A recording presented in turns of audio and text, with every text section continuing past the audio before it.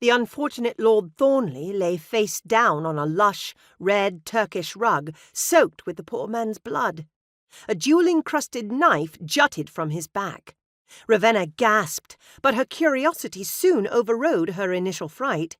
She squatted beside him, the coppery scent of blood assailing her nose, as the maid squealed again and ran off. Lady Thornley burst into wailing and fell into Catherine's arms. Catherine whispered consolation against the weeping mother's temple. Percy held a fist to his mouth, fighting against his own emotions. The hair at the back of Thornley's head jutted messily like a bird's nest. It hadn't been that way before. Ravenna tipped her head to the side. Thornley laid on his hands, which were covered in blood. It appeared his throat had been cut. Bile rose in her throat at the sight of the gore. She shut her eyes and swallowed hard, gathering inside herself. Ravenna blew out a breath to steady herself, and looked again. Lord Thornley's eyes were glazed, his mouth slack, and his skin had begun to take on a greyish, waxy texture. If she had to guess, he'd been surprised, ambushed.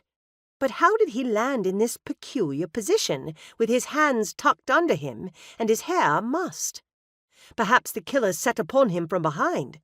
Grabbed by the back of the head, throat cut to silence him so he couldn't scream out and alert the house for help. Thornley must have grabbed his throat reflexively, then dropped to his knees. Perhaps the killer stabbed him in the back to finish him once he'd fallen to his face.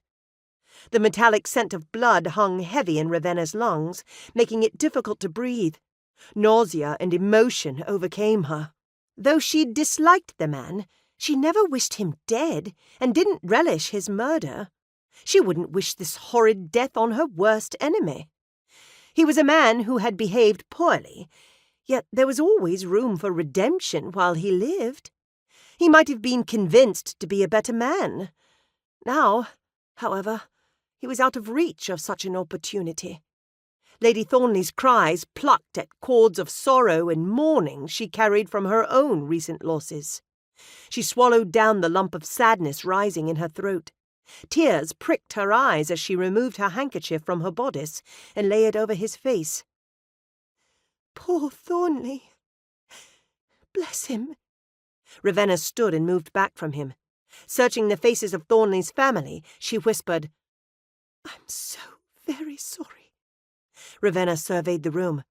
With the exception of the corpse and blood, the study was an otherwise comfortable room with cherry-wood-panelled walls.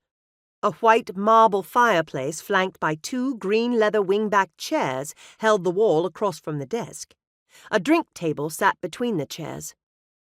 To the right were a few tall windows clothed in dark olive velvet curtains. Behind the desk and along the wall by the door were shelves lined with books and a host of artifacts from nations around the world. Nothing seemed out of place.